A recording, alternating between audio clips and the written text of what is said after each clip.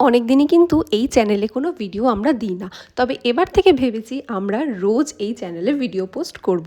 আর দেখো, আমার আজকে প্রচণ্ড বিরিয়ানি খেতে ইচ্ছা করছিল, তো সকালবেলা ঘুম থেকে উঠে শুধু একবার বলেছি যে আজকে আমার বিরিয়ানি খেতে ইচ্ছা করছে। ও বাজার থেকে আমার জন্য চিকেন, তারপরে ভালো বিরিয়ানির রাইস সব কিছু নিয়ে এসছে, আর আমাকে বললো যে নাও বিরিয়ানিটা বানাও, আর দুপুরে আমিও খাবো। আমিও পুরোপুরি লেগে গেলাম বিরিয়ানি বানানোর কাজে। তো প্রথমেই দেখো মাংসটাকে ভালোভাবে ম্যারিনেট করে নিচ্ছি, দই দিয়ে, তারপরে পেঁয়াজ, টমেটো সব কিছু দিয়ে, তারপরে পেঁয়াজটা একটু ভেজে নিচ্ছি, যেটাকে বেরেস্তা বলে, যেটা কিন্তু বিরিয়ানিতে লাগবে। আর এদিকে আলুগুলোকে বেশ বড় বড় সাইজের কেটে নিয়েছি, আর তেলে ভালো করে ভেজে নিয়েছি আলুগুলোকে।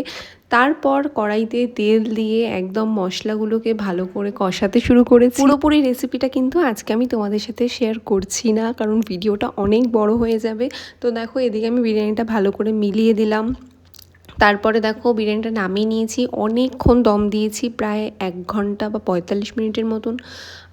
তারপর দেখো বিরিয়ানিটা রেডি হয়ে গেছে, আর এতটাই টেস্টি হয়েছিল, মানে আমি তো নিজের তারিফ নিজেই করছিলাম।